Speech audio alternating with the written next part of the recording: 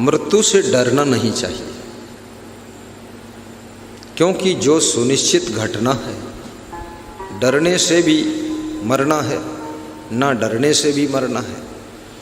लेकिन जानबूझकर मरना भी नहीं चाहिए, आत्महत्या करना भी नहीं चाहिए। और यदि आप कहते हैं कि ये शरीर मुट्ठी भर राख है, तो पहले से ही राख खाकर नहीं बैठ जाना चाहिए। ये जब मुट्ठी भर राख होगा तब होगा, अभी राख नहीं खाना है, न राख लपेटना है। एक साधु से मैंने पूछा, राख क्यों लपेटते हो, ऊपर से राख क्यों लगाते? बोले अंत में राख में ही मिलना है, मुट्ठी भर राख हो जाना है। तो मैंने मुट्ठी भर राख हो जाना है तो आप अगर 50 साल राख लगाओगे तो ये तो ट्राली भर राख लगा लोगे तुम, और मुट्ठी भर राख बनोगे तो ये ट्राली भर राख कहाँ से आएगी? तो बोला आप मजाक करते हो। हमने कहा मुट्ठी भर राख होने का अर्थ ये नहीं है कि जिंदा में ही राख लगाने लग जाओ या राख खाने लग जाओ। मरने का अर्थ ये नहीं है कि मरना है एक दिन तो आज ही मर जाओ, ऐसा नहीं। जीना चाहिए। ये संसार में तुम्हारी जरूरत है, तुम्हारी आवश्यकता है। तुम संसार की शोभा हो, तुम जगत के श्रृंगार हो, तुम जगत के विकास पुत्र हो। तुम्हारी वजह से बहुत कुछ इस दुनिया में होता है। तुम जितने दिन ज़्यादा जियोगे उतना अच्छा है। तुम्हारे जीने से बहुत लोगों को फायदा हो रहा है, तुमको पता नहीं है तुमसे क्या क्या फायदा हो रहा है। तुम बहुत महत्वपूर्ण व्यक्ति हो। जियो और जीने दो, और दूसरों के लिए भी जीने का इंतज़ाम कर दो। इसलिए कितने लोग ऐसे होते हैं, उनका जब शरीर शांत होता है तो उनके लिए बहुत लोग रोते हैं, क्योंकि वह लोग बहुत लोगों के लिए जीते थे, केवल अपने लिए नहीं जीते थे। बड़े दयालु, करुणावान, कृपावान, सबके लिए तसल्ली देते थे। अरे घबराओ मत, सब बन जाएगा, ऐसे मनोबल बढ़ाते थे। कुछ न कुछ एक साधु समुद्र के किनारे भ्रमण कर रहा था।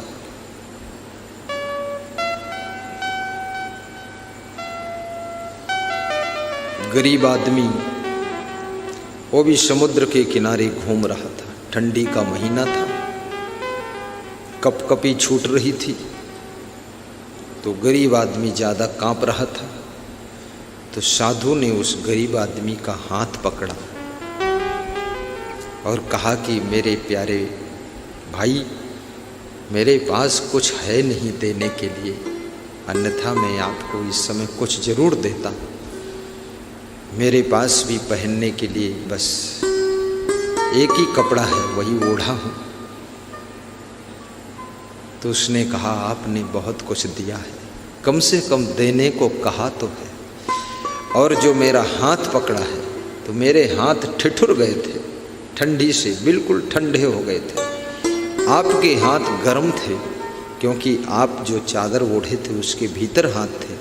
उस गरम गरम हाथ से मेरे ठंडे हाथ आपने छू लिया, पकड़ लिया, तो मेरे ठंडे हाथों को आपने गर्मी प्रदान किया है। ये कुछ कम नहीं दिया है, ये भी बहुत कुछ दे दिया है। ऐसे ही संसार में तुम बहुत कुछ देते रहते हो। तुम कोई साधारण व्यक्ति नहीं हो, तुम बहुत बड़े दाता हो। तुम जो भी काम करते हो उससे बहुत लोगों का फायदा भी हो रहा है। इसलिए जगत में जियो और हंस करके जियो, दुखी हो करके मत जियो। दुख आए फिर भी दुखी ना हो। भगवान श्री कृष्ण से अर्जुन ने पूछा है कि हे कृष्ण, इस संसार में दुख और सुख दोनों क्रमशः आते रहते हैं।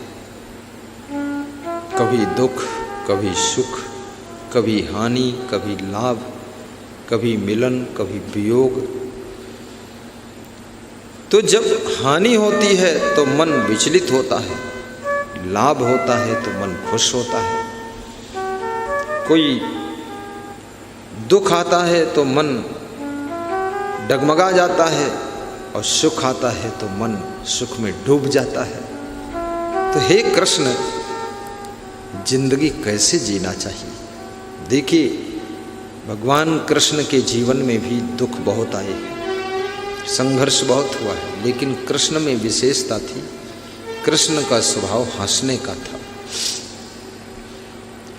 आप इतने यहाँ महानुभाव बैठे हैं, हर आदमी अपनी अपनी कहानी आपको नहीं सुना पाएगा, लेकिन इतना जरूर है, हर व्यक्ति के जीवन में दुखों की लहरें आती हैं।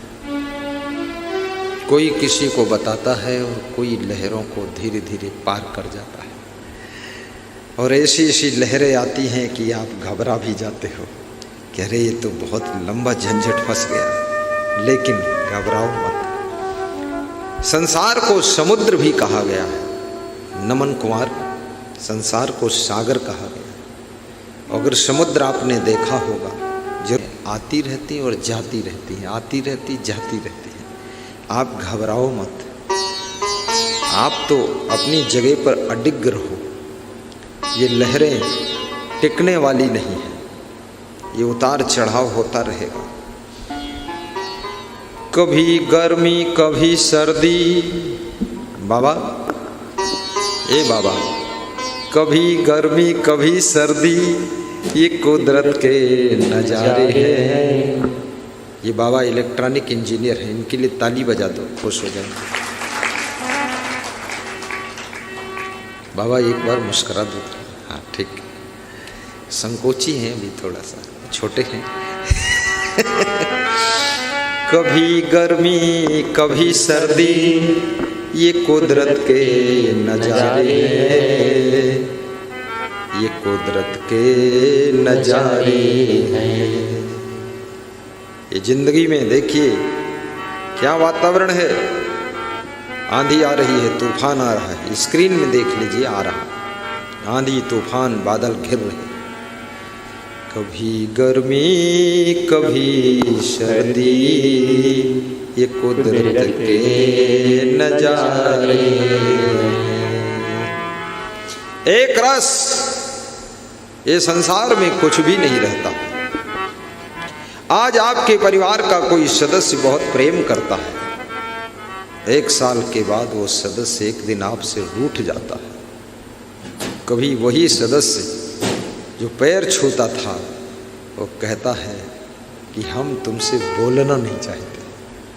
तुम्हारे मन को दुख लग जाता है। याद रखना, ये भाव भी बदल जाएगा, थोड़ा इंतजार कीजिए। इसलिए बेटिंग में लगना सीखो, बेटिंग में लगना सीखो। एक भाव में मनुष्य का मन हमेशा रहता ही नहीं है, बदलता रहता है। कभी प्रेम से भर जाता है, कभी स्नेह से भर जाता है। ये मन कभी ऊब जाता है, मन कभी गुस्सा से भर जाता है। कभी ये मन विचलित होता है, कभी ये मन स्थिर हो जाता है कि नहीं नहीं, आप जैसा कहोगे वैसा ही करेंगे। ये मन बड़ा विचित्र है। इस जगत में एक रस कुछ भी नहीं है, केवल तुम्हारी आत्मा ही एक रस है और कुछ नहीं। सब परिवर्तनशील है, जगत परिवर्तन चक्र में घूम रहा है। ये पेड़ पौधे भी रोज बदल रहे हैं, चेंज हो रहे हैं। तुम्हारा शरीर भी रोज परिवर्तन हो रहा है। वैज्ञानिकों ने अनुसंधान किया है कि शरीर के परमाणु 7 वर्ष में आमूल चूल परिवर्तन हो जाते हैं। तुम कहते हो ये मेरा बेटा नमन वही है, नहीं, इसके सभी शरीर के परमाणु बदल चुके हैं। 7 साल में पूरा नया शरीर हो जाता है, चेंज एकदम। इसलिए आप किसी भी व्यक्ति को 7 वर्ष के बाद देखें, आज देखें और आज से ठीक 7 वर्ष के बाद, तो आपको उसके चेहरे में, रंग रूप में और बनावट में थोड़ा सा परिवर्तन दिखेगा। आप कहोगे अरे इतना बदल गए, हम तो पहचान ही नहीं पाए। आप खुद बोलोगे। जब रोज़ तुम देखते हो तो पता नहीं चलता है, और तुम खुद के चेहरे को रोज़ देखते हो, तुमको पता नहीं चलता कि